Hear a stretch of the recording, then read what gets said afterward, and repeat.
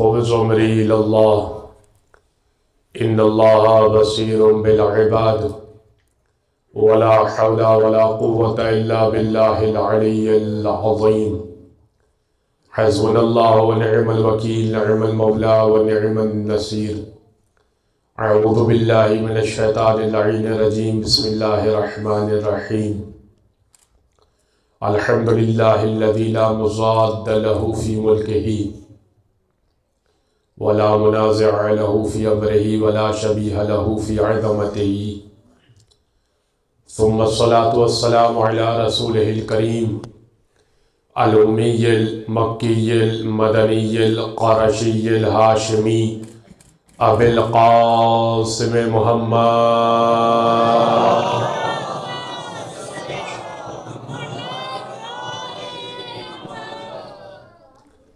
وعلى أهل بيته الطيبين الطاهرين واللعنة الدائمة على أعدائهم أجمعين من يوم ظلمهم وعداوتهم إلى قيام يوم الدين أما بعد فقد قال الله سبحانه وتعالى في محكم كتاب مبين بسم الله الرحمن الرحيم وآت ذي القربى حقه وقال الله تبارك وتعالى في كتاب مبين أيضا إنما يريد الله ليذهب عنكم الرجس أهل البيت ويطهركم تطهيرا.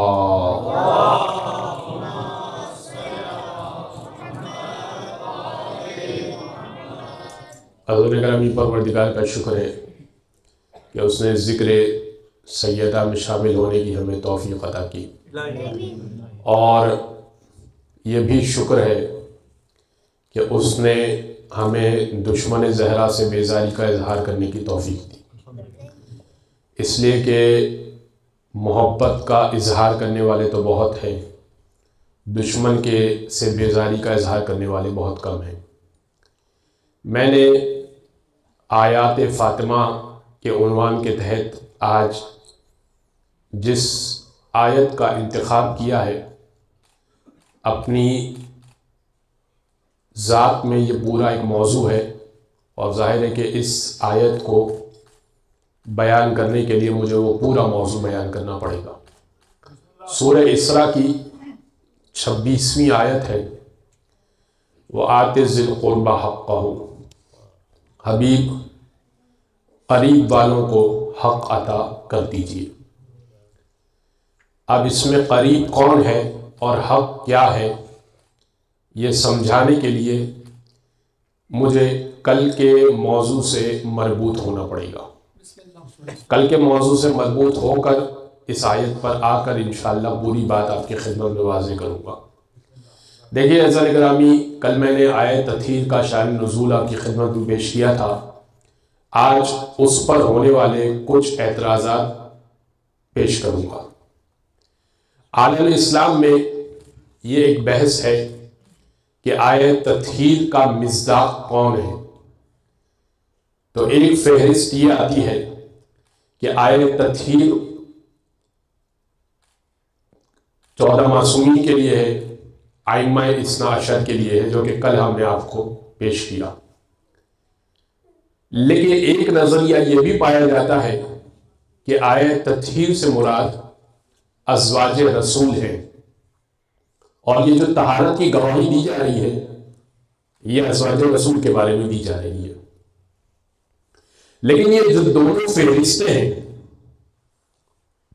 چاہے معصوم 14 معصومین والی فہرست لے لی جائے، چاہے ازواج رسول والی فہرست کو مان لیا جائے، دونوں فہرستوں میں رسول گرامی تو کامن نہیں ہے، رسول گرامی تو کامن نہیں ہے، علی مرتضیٰ بھی کامن نہیں ہے، حسنین کریمین بھی کامن نہیں ہے. دونوں فہرستوں میں دونوں نے اگر کسی نے ازواج کا نام لیا تو بھی سیدہ کا نام لکھا، اور معصومین کا تذکرہ کیا تب بھی سیدہ کا نام لکھا. یعنی عالم اسلام اس بات پر متفق ہے کہ اگر ازواج مصداق ہے تب بھی سیدہ اس کا ایک مصداق ہے ہی، اور اگر کسی نے ائمہ کو اس کا مصداق قرار دیا تب بھی کہا کہ آیت تطہیر کا مصداق فاطمہ تو ہے ہی، یعنی اس بات پر اتفاق ہے کہ آیت تطہیر کا مصداق فاطمہ تو زہرا تو ہے ہی۔ اگر یہ بات آپ کو سمجھ میں آ گئی، بقیہ افراد کے لیے کنٹروورسی ہے، اور یہ کنٹروورسی میرا موضوع نہیں ہے کہ ازواج شامل ہیں یا نہیں ہے، لیکن ایک بات تو طے ہے کہ فاطمہ زہرا شامل ہے اور اس کا مصداق ہے۔ یہ آپ اس کو لا کر میری بات کو اگر تحقیق کرنا ہو تو کر لیجئے گا، کیونکہ مجھے اس مرحلے پر مزید روک کر دلائل پیش نہیں کرنے، مجھے ایک اور موضوع کی طرف جانا ہے۔ تو اگر گرامی آیت تطہیر کا مصداق سیدہ سب کے نزدیک ہے، ازواج ہے یا نہیں؟ ایک بات اور ہے، وہ جو آیت تطہیر کا مصداق ہو وہ ہر طرح کی نجاست سے دور ہے، ہر طرح کی پلیدگی اس سے دور ہے، ہر طرح کی غلطی اس سے دور ہے۔ اب وہ کہ جس سے ہر طرح کی غلطی دور ہو وہ کسی مقدمے میں آ جائے، وہ کسی مقدمے میں آ جائے تو آپ کو ایک طرف سے ہونا پڑے گا۔ تو آپ کو عنوان تو سمجھ میں آ گیا نا کہ میں کیا بات پیش کرنا چاہ رہا ہوں، اور کس موقع کی مناظر سے آپ کے اذہان عالیہ میں ایک بات پیش کرنا چاہ رہا ہوں۔ آج میں کھل کے واقع فلک کو پڑھنا چاہ رہا ہوں کہ یہ فلک کیا چیز تھی، کہاں سے آئی، کیسے آئی، اور نزاع کیا تھا، اور جھگڑا کس بات پر تھا، اور کیوں سیدہ ایک ٹکڑے کے لیے چلی گئی۔ بھائی بیٹھی رہتی گھر پر، جو عالمین کی عورتوں کی سردار ہو وہ ٹکڑے کے لیے کیوں گئی؟ بھائی سوال ہے نا، ٹکڑے کے لیے کیوں گئی؟ تو اب یہ سارے سوالات کو جو ہمارے اندر بھی ہے اور باہر بھی ہے، انشاءاللہ اس 45-50 منٹ کی گفتگو میں کوشش کروں گا کہ آپ کے حوالے کر دوں جتنا کر سکا۔ تو سنیے گا، دیکھیے عزیزان گرامی، جھگڑے تو ہیں، اختلافات تو ہوتے ہیں خاندانوں میں، رشتہ داروں میں، دوستوں میں، اور کسی اراضی پر، کسی زمین کے ٹکڑے پر اگر کوئی جھگڑا ہو جائے تو انسان دوسرے رشتہ دار کو، دوسرے دوست کو، دوسرے پڑوسی کو چھوڑتا نہیں ہے۔ وہ اپنے حق کو، چاہے وہ 5 مرلے ہو، چاہے وہ 1 مرلہ ہو، چاہے اس سے بھی کم ہو، وہ کورٹ میں جاتا ضرور ہے۔ چاہے سگا بھائی ہو، وہ کورٹ میں جاتا ضرور ہے۔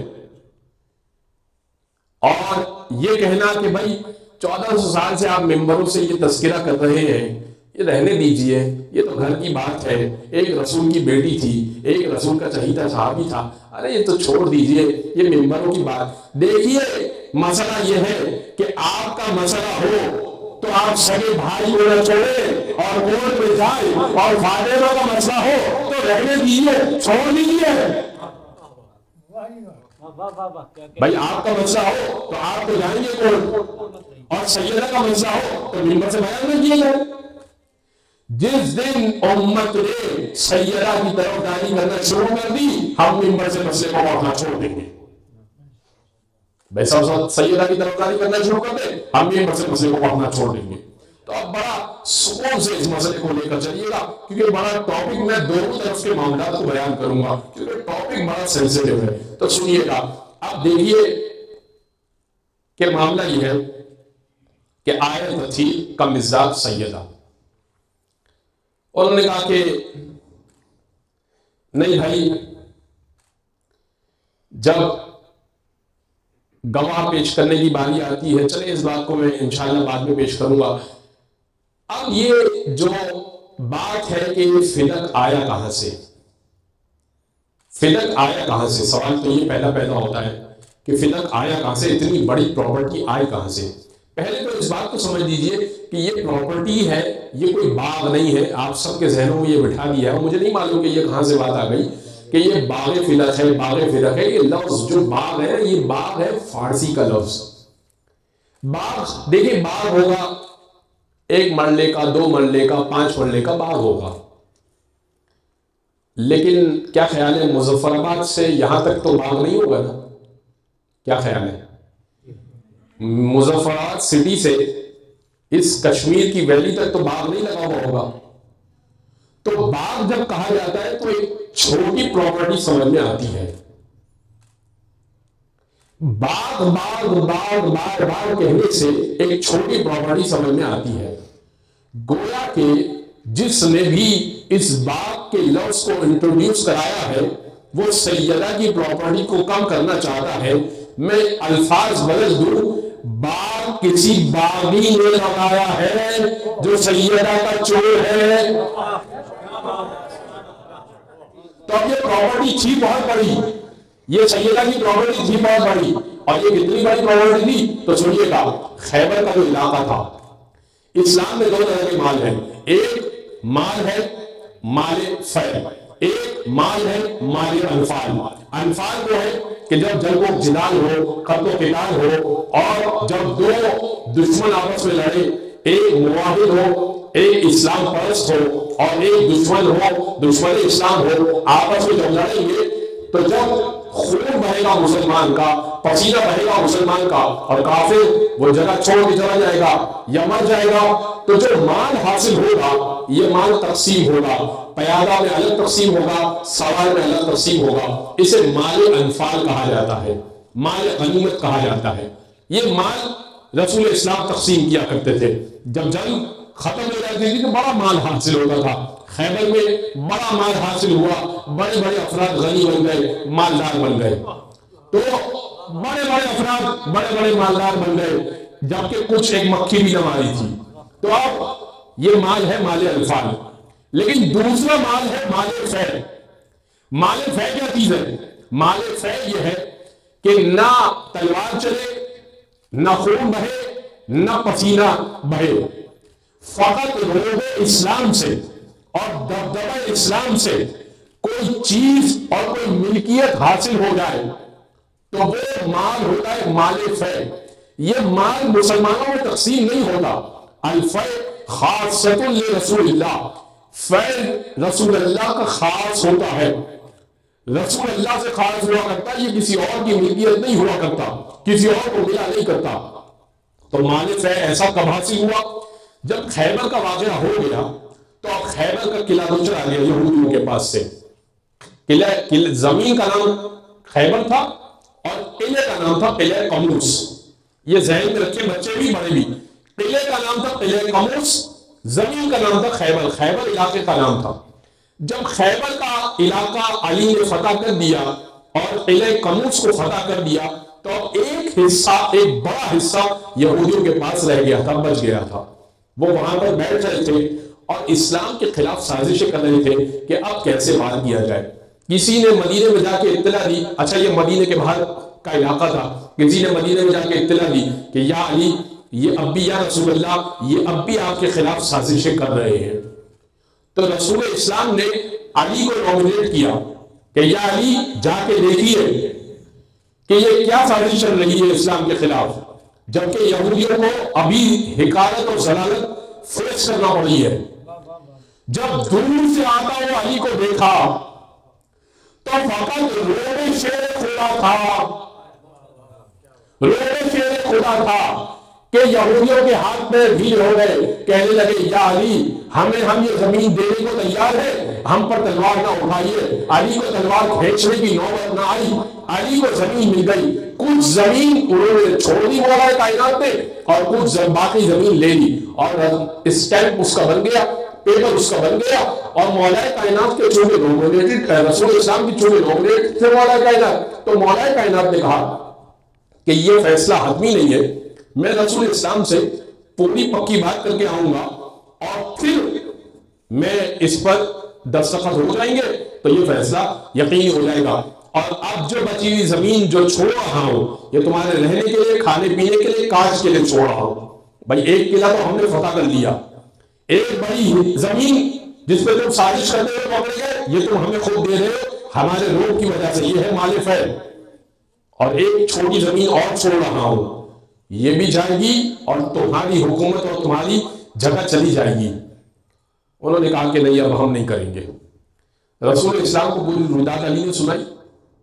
جب پوری روایت سنا دی کہا کہ یا علی، جو آپ نے فیصلہ کیا گویا کہ میں نے فیصلہ کیا. اب یہ روح اسلام سے حاصل ہونے والی اتنی بڑی زمین خیبر کی، یہ رسول کی ملکیت میں سن 7 ہجری کے آخر میں آ گئی، اور آیت سورہ اسراء کی نازل ہوئی، وَآتِ ذِی الْقُرْبَىٰ حَقَّهُ۔ آیت کہیں نہیں، قرآن میں دیکھ لیجیے، حبیب قریب والوں کو حق دے دیجیے۔ رسول خوب جانتے تھے کہ قریب کون ہے اور حق کیا ہے، لیکن جبریل سے پوچھا کہ جبریل ذرا پروردگار سے پوچھو کہ قریب کون ہے اور حق کیا ہے۔ جبریل پوچھ کر آیا، کہا کہ پروردگار یہ کہہ رہا ہے کہ قریب فاطمہ ہے اور حق فدق ہے۔ فدق کی یہ زمین جو خیبر سے حاصل ہوئی وہ ٹکڑا فدق کہلاتا تھا۔ فدق فاطمہ کو دے دیجئے۔ سن 7 ہجری کے آخر میں وہ پیپرز رسول اسلام نے ہبہ کر دیے، وہ زمین ہبہ کر دی اور سیدہ کے نام کر دی۔ 8 ہجری پوری، 9 ہجری پوری، 10 ہجری پوری، 3 سال سیدہ کے معاہدین، سیدہ کے عمال، سیدہ کے خادم، وہاں پر بہت بڑی زمین تھی، بڑے باغات تھے اس کے اوپر، بڑی اس کے اوپر سے انکم حاصل ہوتی تھی۔ لیکن 3 سال، اچھا سن 11 ہجری میں رسول کا وصال ہوا ہے، 28 صفر سن 11 ہجری، یا برادران کے مطابق 12 ربیع الاول سن 11 ہجری، تو چلے 11 ہجری جیسے ہی ہوئی تو اب سیدہ کے خدام کو ہٹا دیا گیا، اپنے نمائندوں کو بٹھا دیا گیا اور کہا کہ فدق ہمارے پاس ہے۔ لیکن کمال یہ ہے کہ 3 سال کسی کے پاس اتنی بڑی اراضی ہو اور اتنی بڑی انکم آتی ہو، اتنا مال و دولت آتا ہو، نہ سیدہ کا گھر بدلا، نہ رہن سہن بدلا، نہ لباس بدلا۔ معلوم یہ ہوتا تھا کہ جو آتا تھا مسلمانوں میں چلا جاتا تھا۔ کمال سیدہ کا یہ تھا۔ مزید گرامی سنتے رہیے، آج تھوڑی سی ابتدا کی خوش مجلس ہوگی، لیکن پھر انشاءاللہ آپ کو مزہ آئے گا جب میں مقدمہ پیش کروں گا۔ ابھی تمہیدی گفتگو کو سنیے گا۔ بس سیدہ نے چلیے، سیدہ نے حسین کو لیا، جیسے ہی خبر ملی کہ میرا نمائندہ ہٹا دیا گیا، اپنا نمائندہ لگا دیا گیا ہے، وہ کاغذ و ڈاکیومنٹ لے کر چلی گئی، اور بی بی کا ایک دروازہ گھر کا مسجد میں کھولتا ہے، ایک دروازہ بازار میں کھولتا ہے۔ مسجد نبوی میں ہی گھر ہے نا سیدہ کا، تو ایک دروازہ گھر میں کھولتا ہے، مسجد میں کھولتا ہے گھر کا، ایک بازار میں کھولتا ہے۔ حسین کو لیا، علی مرتضیٰ کو لیا، ام ایمن کو لیا۔ الفاظ یہ نام دماغوں میں بٹھا لیجئے۔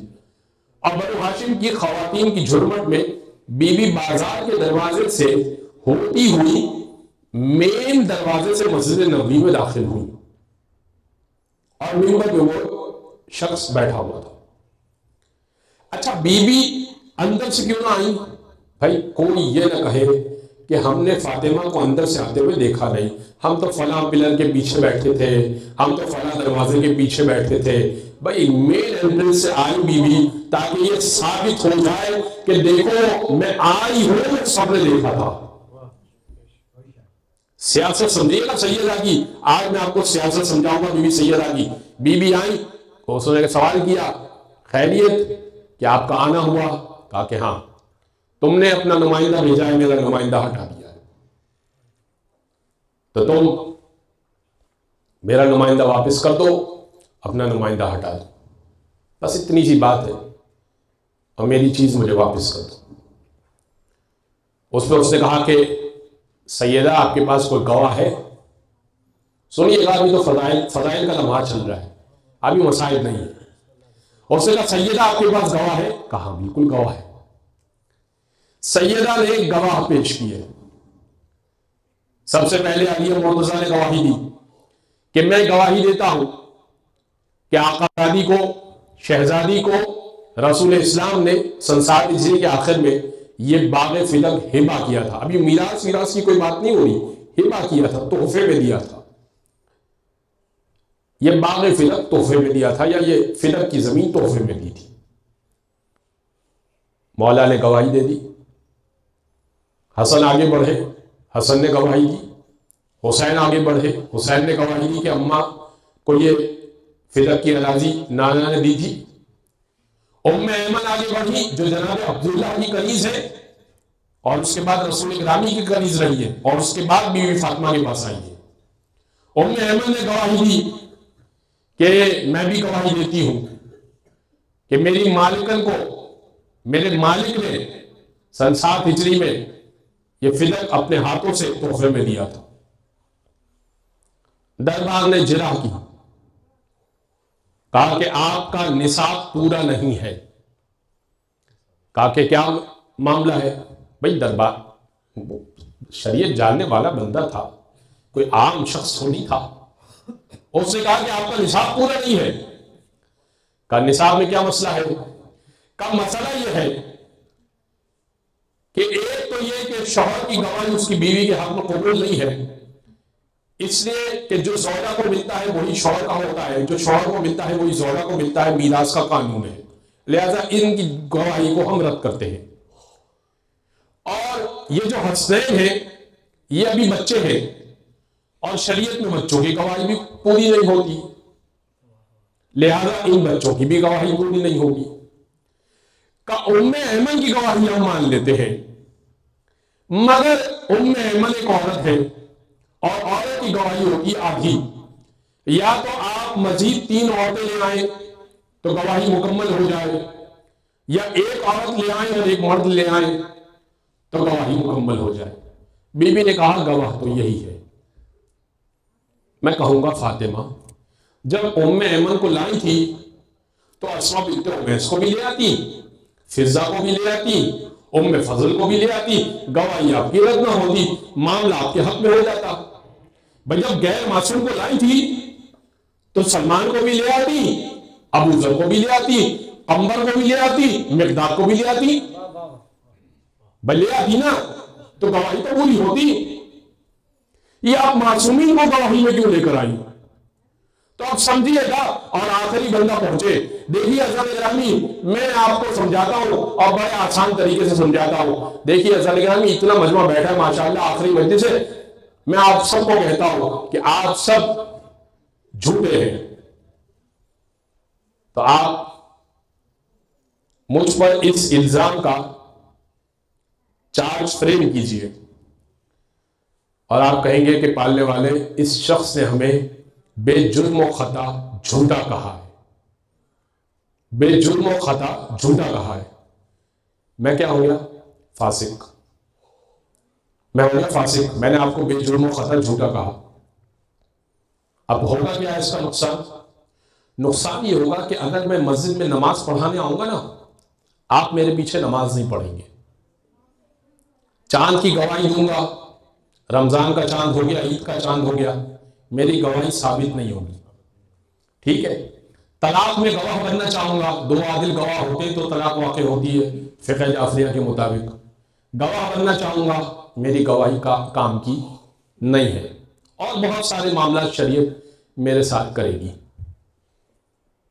لیکن اگر میں نماز پڑھنے آؤں گا مسجد میں، پڑھانے نہیں پڑھنے آؤں گا، تو پڑھ سکتا ہوں، کیونکہ فاسق ہوں، کافر نہیں ہوں، گناہگار تو ہوں، کافر نہیں ہوں، نماز پڑھنے دیں گے آپ مجھے۔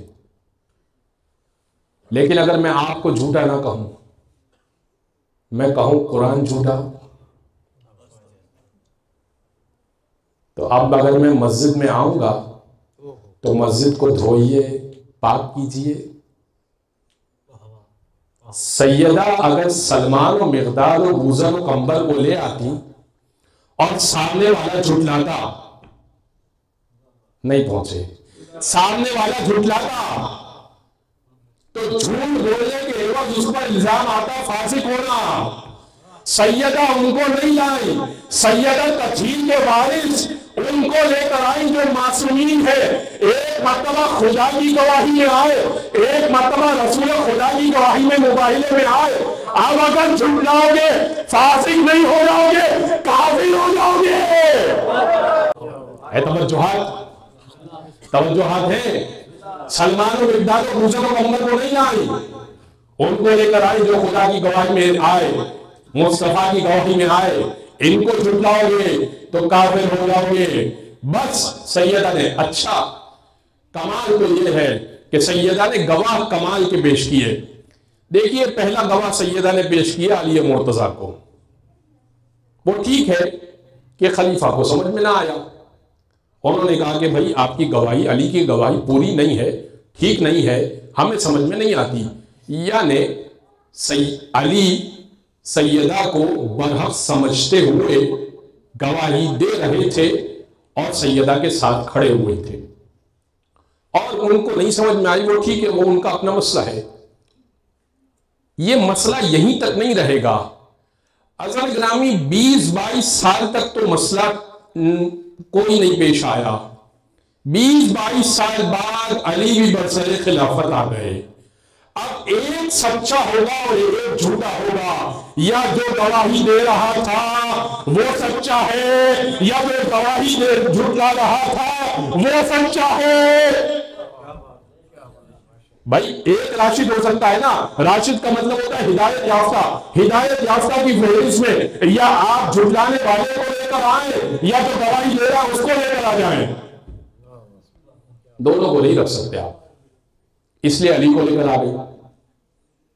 اچھا حسین کی گواہی، بی بی نے کہا کمال ہے، اگر یہ بچے ہیں تو رسول خدا کو یہ نہیں پتا تھا کہ جب جوانان جنت کا سردار کا اشارہ کر رہے تھے اور یہ کہہ رہے تھے الحسن والحسین سیدِ شباب اہل الجنہ، جنت کے جوانوں کے سردار ہیں، یہ نہیں کہا بنیں گے، جنت کے جوانوں کے سردار ہیں۔ جو بچپنے میں سرداری حاصل کر سکتا ہے تو کیا رسول کو یہ نہیں پتا تھا کہ بچے ہیں؟ بھائی بچے ہیں، ان کو رسول کو نہیں پتا تھا، تمہیں سمجھ میں آ گیا یہ بچے ہیں، رسول کو نہیں پتا تھا بچے ہیں۔ اب انہوں نے کہا کہ نہیں، گواہ تو نہیں ہے، یہ تو ٹھیک نہیں ہے۔ بی بی نے کہا ٹھیک ہے، دوسرا کیس پیش کر دیا۔ بی بی نے کہا لاؤ میری میراث لاؤ، بھائی ہبہ نہیں مان رہے، تحفہ نہیں مان رہے، گواہ نہیں مان رہے، لاؤ میری میراث لے آؤ، میراث تو بنتی ہے میری، میراث لے کر آؤ۔ آپ سمجھیں میراث کتنی ہے بی بی سیدہ کی؟ دیکھیں یعنی جب گھر کا سربراہ مرتا ہے اور اس کی اولاد ہوتی ہے تو زوجہ کی میراث ہوتی ہے 1/8، اور اگر اولاد نہ ہو تو 1/4۔ رسول کا انتقال ہوا تو چونکہ ان کی اولاد تھی تو 1/8 یعنی ٹوٹل 8 حصے کیے جائیں گے، رسول کی میراث کے اس فدق کے 8 حصے کیے جائیں گے، زوجہ کو 1/8 ملے گا، باقی 7 حصے بی بی سیدہ کے تھے۔ بی بی کہہ رہی تھی ٹھیک ہے پورا فدق نہ دو، 8 حصے کرو، 7 مجھے دے دو، ایک حصہ ازواج میں بانٹ دو، ازواج ہے 9، 8واں حصہ اس کے 9 حصے کرو بانٹ دو، لیکن 7 حصے میرے ہیں، لاؤ میراث دے دو۔ میراث تو بنتی ہے نا بھائی، یا میراث بھی نہیں بنتی؟ انہوں نے کہا کہ ہم نے حدیث سنی ہے نحن معاشر الانبیاء لا نرث ولا نورث وما ترکناہ الصدقہ، ہم گروہ انبیاء نہ وارث ہوتے ہیں نہ وارث بناتے ہیں، وما ترکناہ الصدقہ، جو چھوڑتے ہیں وہ صدقہ ہوتا ہے۔ کمال نہیں ہے؟ اگر صدقہ تھا تو بانٹ دینا چاہیے تھا نا ان کو، بھائی آپ نے کیوں رکھا ہوا تھا؟ بھائی آپ نے کیوں رکھا ہوا تھا؟ صدقہ لوگ بانٹ دیتے۔ آپ میں سے کوئی مجھے 1000 روپے دے، کہے قبلہ یہ صدقہ ہے، اور میں اس 1000 روپے کو اپنے جیب میں ڈال دوں تو کتنی بے غیرتی کی بات ہے۔ تو یہ 1000 روپے جیب میں ڈالنا بے غیرتی کی بات ہے، سوچئے کتنی بڑی بے غیرتی ہوئی ہے نا؟ تو آپ سمجھیے گا اس بات کو کہ سیدہ نے کہا کہ اچھا تم نے یہ حدیث سنی ہے، کتنی بڑی تہمت باندھی تم نے میرے اوپر اور میرے باپ کے اوپر۔ کیا میرا باپ، اب سنیے گا، کیا میرا باپ وہ حدیث کہے گا جو قرآن کے مخالف ہو؟ کا کیا مطلب؟ کہا قرآن میں خود پروردگار کہہ رہا ہے، اور یہ آیتیں میرے رسول کے اوپر، میرے بابا کے اوپر اتری، پروردگار کہہ رہا ہے وہ ہمارے سے سلیمان داؤد کا، سلیمان दाऊद के वारिस हुए, सुलेमान भी नबी, दाऊद भी नबी। परवरदिगार ने ज़करिया की दुआ को नकल किया, पालने वाले एक ऐसा बेटा अता कर, सूरह मरियम में एक ऐसा बेटा अता कर जो मेरा भी वारिस बने, आले याकूब का वारिस बने। ज़करिया को अल्लाह ने दुआ को मुकम्मल किया और यहया अता किए। ज़करिया की दुआ कंप्लीट हुई, मुकम्मल हुई। ज़करिया भी नबी, यहया भी नबी, आले याकूब के वारिस। ज़करिया भी नबी, यहया भी नबी, वारिस आले याकूब के। तो ज़करिया भी वारिस बन सकते हैं, यहया भी वारिस बन सकते हैं, सुलेमान भी वारिस बन सकते हैं, दाऊद भी वारिस बन सकते हैं। मोहम्मद की बेटी वारिस नहीं बन सकती? ने कहा नहीं, हमने ये तो सुना है। कहा ये तो अजीब बात है, हदीस तो कुरान से टकरा रही है। अच्छा, कमाल नहीं है आपकी कोई जायदाद, कोई रकम बैंक में पड़ी हो और आप अपने बच्चों को तो बताने के बजाय कि भाई बेटा ये जायदाद है, ये कानूनी कार्रवाई से बचने के लिए मेरे नाम की थी, बाद में लड़ना नहीं, ये फुला साहब की है, उनको दे देना। ये बैंक में रकम पड़ी है 50,000 रुपये, ये बच्चों ये तुम्हारी नहीं है, ये फला साहब की है, रखवाई भी है, बच्चों ये तुम्हारी नहीं है। कमाल नहीं है? बच्चों को तो बताया नहीं जा रहा, महल्ले में बता रहे हैं आप। भाई महल्ले में बता रहे हैं आप कि हम ग्रोहे अंबिया वारिस बनते नहीं, वारिस बनाते नहीं, जो छोड़ते हैं वो सबका होता है। कब मोहम्मद की बेटी तो मैं हूं, मुझे रसूल अल्लाह ने बताया नहीं, तुम्हें बता दिया। कब तुझे बता दिया, मुझे बताया नहीं। पाक बीबी का हक खाने वालों पे लानत। मोहम्मद वाले मोहम्मद, खुशनुदी बीबी ज़हरा सलामुल्लाह अलैहा, बआवाज़ बुलंद सल्लल्लाहु अल्लाहुम्मा सल्ली अला मुहम्मद। बस मैं मुख्तसर करूंगा। बज़र ग्रामी सुनिएगा, बीबी ने जैसे ही, अब मैं आपसे सवाल कर रहा था ना उम्मे ऐमन कहाँ आ गई, तो जो मैं आपसे कह रहा था कि उम्मे ऐमन को क्यों लाई। उम्मे ऐमन थी रसूलुल्लाह की कनीज, जो मिली थी अब्दुल्ला की विरासत में। जनाब अब्दुल्ला का इंतकाल हुआ, विरासत में कनीज मिली हजरत रसूल गिरामी को। रसूल गिरामी के इंतकाल के बाद उम्मे ऐमन बीवी फातिमा के घर में ही रही। उनको दरबार में लेकर आई। सैयदा जानती थी कि कोई ऐसी हदीस पेश की जाएगी। देखें, हदीस के दो टुकड़े थे, नहनु माशिरल अंबिया ला नरिस वला नुरिस वमा तरकना हुआ सदका। हम वारिस होते नहीं, वारिस बनाते नहीं। देखो, वारिस होते नहीं, उम्मे ऐमन लेकर आई हूं, वारिस बनाते नहीं। कुरान की आयतें पढ़ रही हूं, कुरान की आयतें पढ़ रही हूं, जिंदा सबूत लेकर आई हूं। अब क्या करोगे? मैं कहा नहीं, ये तो नहीं हो सकता, हम तो नहीं दे रहे। कमाल ये है, बस इस पे आखिरी कमेंट्स करके मैं मंजिल मसाइब पर आ जाऊंगा। नज़ीर अहमद देहलवी ने इस पर एक तबसरा लिखा। उन्होंने कहा कि खलीफा ने गलत किया। उम्महातुल उम्मा में लिखा, कहा कि खलीफा ने गलत किया, उनको चाहिए था कि बीवी को उनका हक दे देते। बहुत बहुत तो ये इल्ज़ाम आता गायत माफिल बाग, यानी इंतहा की हद तक, कि अगर ये हदीस ठीक भी थी और बीबी जो आयतें पेश कर रही थी वो आयतें नहीं भी मानी जाए और ये हदीस ठीक भी थी, तो बहुत बहुत तो ये इल्ज़ाम बीवी पर आता कि सैलानी होकर सदका खा रही थी। आपको क्या जरूरत थी सदका जेब में डालने की? आपने सदका क्यों जेब में डाला? इल्जाम बीवी पर आता। लेकिन इमाम अबू हनीफा ने लिखा, आखिरी जुमले हज़रत ग्रामी, इमाम अबू हनीफा ने लिखा, कहा कि बीबी अपना हक मांगने और फिदक के लिए, मैं कह रहा था ना कि फिदक के टुकड़े के लिए क्यों गई, उन्होंने कहा कि बीबी अपना हक मांगने के लिए नहीं गई थी, बीबी अपनी सदाकत मनवाने गई थी, अपनी सच्चाई मनवाने गई थी दरबार से।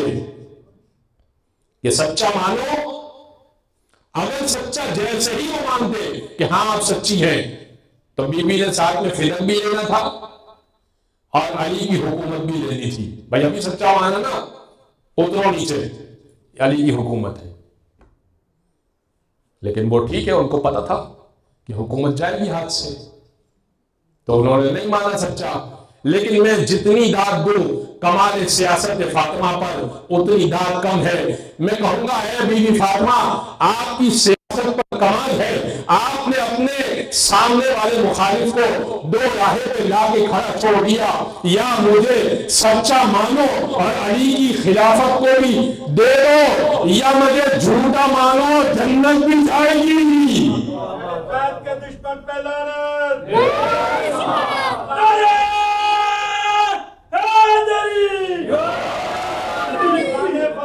فلانے پہ لعنت،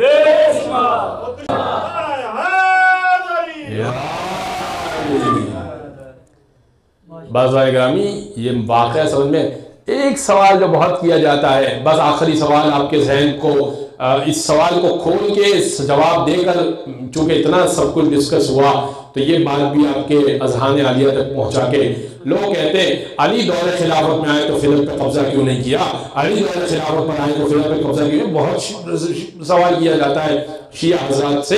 یہ سوال آج کا نہیں ہے، یہ سوال بہت پرانا ہے، چھٹے امام سے بھی کیا گیا تھا کہ جب علی کی حکومت آئی تھی تو فدق پہ قبضہ کیوں نہیں کیا، کر لیتے فدق، آ جاتی حکومت، آ گئی تھی حکومت تو فدق بھی ہاتھ میں آ جاتا، کیوں قبضہ نہیں کیا؟ امام نے اس سائل سے سوال کیا، امام نے کہا کہ جب رسول مکہ کا گھر اپنا چھوڑ کر ہجرت کر کے مدینہ گئے تھے تو پیچھے سے ابو لہب نے اپنا رسول خدا کا گھر بیچ دیا تھا، جب رسول خدا فتح مکہ کے بعد واپس آئے تو اپنے گھر کو واپس نہیں لیا تھا، کیوں نہیں لیا تھا؟ اس نے کہا یا رسول اللہ، یہ جواب تو مجھے بھی نہیں معلوم کہ رسول اللہ نے یہ کیوں کام نہیں کیا۔ کہ ہم آل محمد کا ایک طریقہ ہے، جو چیز ہم سے ظلمن چھین لی جاتی ہے اقتدار میں آنے کے بعد واپس قبضہ نہیں کیا کرتے، تاکہ ظالم کے ظلم میں اور گناہ میں مزید اضافہ ہوتا رہے۔ ہم آل محمد کا طریقہ ہے کہ ہم واپس نہیں لیا کرتے، خود دینا چاہے تو دے، ہم نہیں لیا کرتے۔ اور بہت سارے جوابات مختلف روایتوں میں ملتے ہیں، لیکن عزیزان گرامی آپ کو میں نے سمجھا دیا کہ کیوں مولا کائنات نے واپس نہیں لیا۔ بس عزیزان گرامی، جب سیدہ شدید بیمار ہو گئی، اور چند وصیتیں میں نے آپ کی خدمت میں پیش کی تھی کہ کل کی، جب بیمار ہو گئی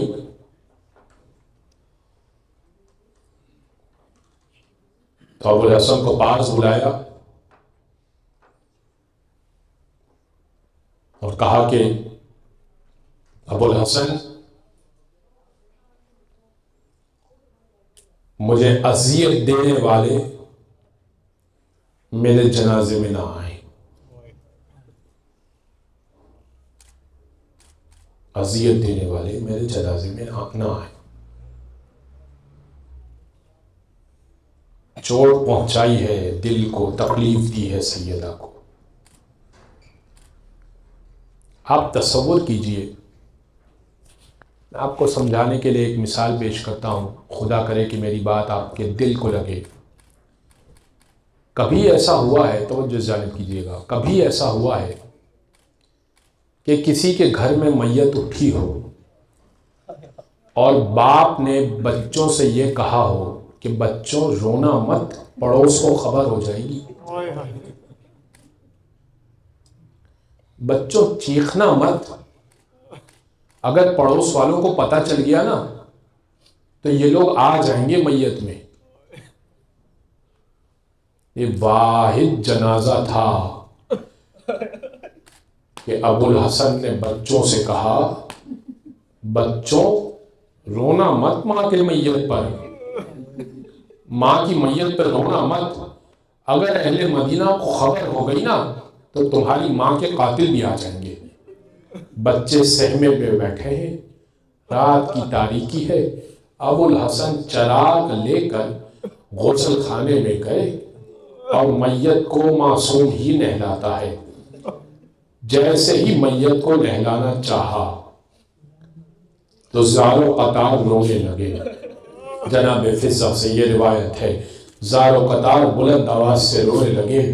بچے دروازے پر آئے غسل خانے کے، کہنے لگے بابا آپ تو ہمیں کہہ رہے تھے رونا نہیں، مگر آپ تو زار و قطار رو رہے ہیں، بلند آواز سے رو رہے ہیں، بابا کیا بات ہے، آپ کیوں رو رہے ہیں؟ ایک مرتبہ ابو الحسن کہنے لگے، علی مرتضیٰ کہنے لگے، ہاں وہ جو میدان کا معرکہ سر کیا کرتا تھا، جو شیر خدا تھا وہ رو رہا تھا، کہنے لگے بچوں جو تمہاری ماں کو تازیانہ مارا گیا تھا نا، اس کا نشان اب تک نہیں گیا ہے، میں وہ دیکھ کے رو رہا ہوں اور یہ سوچ رہا ہوں کہ کیوں فاطمہ اپنی پسلی پر ہاتھ رکھ کر مجھ سے وہ چھپایا کرتی تھی، کتنی تکلیف میں ہوگی وہ۔ بس ایک مرتبہ میت تیار کی، ہاں آنکھوں آوازوں کو آزاد چھوڑیے، چشم تصور میں بی بی سیدہ کی میت کو لے کر آئیے، اس گھرانے کو لے کر آئیے جو آج بڑا غمگین ہے۔ بس ایک مرتبہ میت تیار ہوئی اور اب جنازے سے ودا کرنے کی باری آئی، زینب اور ام کلثوم نے اماں کو ودا کیا اور اب حسنین کی باری آئی۔ کل میں نے عرض کیا تھا نا حسنین نے کھانا نہیں کھایا، کیوں کھانا نہیں کھایا؟ اس لیے کہ اماں فضہ نے کہا تھا بیٹا کھانا کھا لو، لیکن حسین نے کہا اماں کے بغیر تو ہم کھانا نہیں کھاتے۔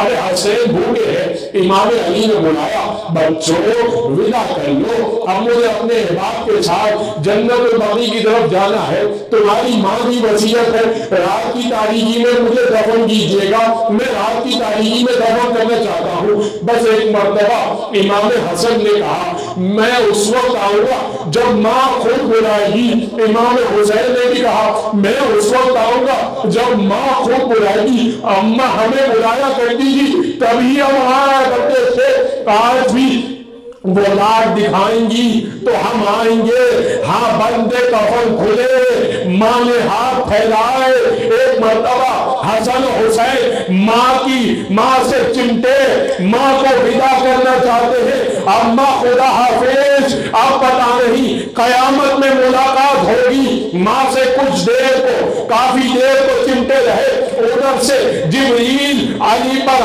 آنے کے بعد کہنے لگے یا علی حسنین کو جدا کیجئے، ملائکہ میں کوہرام برپا ہو گیا ہے۔ بس حسنین کو ودا کر دیا۔ میں ایک جملہ کہوں گا، ہاں جنازے سے جب جدا کیا تو حسنین کو بڑے پیار سے جدا کیا ہوگا نا، تماچے تو نہیں مارے ہوں گے نا، رخسائے پہ تماچے تو نہیں مارے ہوں گے، لیکن جب سکینہ کو جدا کیا گیا تھا تماچے مارے گئے تھے۔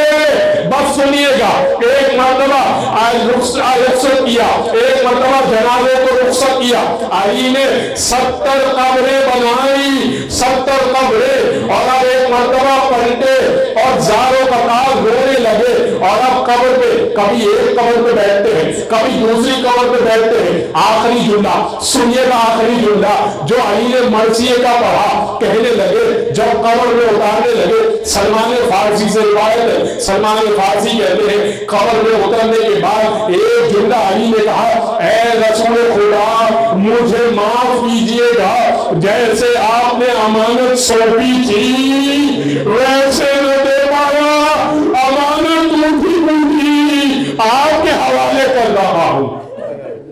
الا ولعنۃ اللہ علی القوم الظالمین وسيعلم الذين ظلموا أيّ منقلب ينقلبون۔ بار اللہ ہمارے اس عظیم توسل کو اپنی بارگاہ میں قبول و منظور فرما، دنیا اور آخرت کا ہر خیر عطا فرما، دنیا اور آخرت کے ہر شر سے محفوظ فرما۔ پروردگار سیدہ کے طفیل جن جن لوگوں نے التماس سے دعا کہا، خاص طور پہ کچھ مریض افراد نے التماس سے دعا کہا، کچھ میرے نام ذہن میں یاد نہیں، اقبال بھائی کی شاید بیٹی کا وہ علیل ہے، ایک اور بانی مجلس نے ذکر کیا، اور جو کوئی بیمار ہے پوری ہمارے یہاں پر آبادی میں جتنے مومنین ہیں، جو بھی بیمار ہے جس بھی طریقے سے بیمار ہے، شہزادی کونین کا واسطہ ان سب کی بیماریوں کو شفا یابی سے بدل دے۔ پروردگار ایک مومن کے یہاں موت واقع ہوئی، پھر بھی وہ اپنی ذمہ داری، اور بہت سارے مومنین اپنی ذمہ داریاں ادا کر رہے ہیں، مجلس کے حوالے سے ان کے لواحقین کو صبر جمیل عطا فرما، اور ان کے مرحوم اور مرحومین کے اور ہم سب کے مرحومین کے درجات کو بلند فرما۔ لباس محمد و آل محمد کا عزاداری ازخان و عزاداروں کی حفاظت فرما، امام بارگاہوں کی حفاظت فرما، دشمنان اسلام، دشمنان دین، دشمنان تشیع کے شر سے ہم سب کو محفوظ فرما، امام کے ظہور میں تعجیل فرما، ظہور کی بہترین تیاری کرنے کی توفیق فرما، ماتم حسن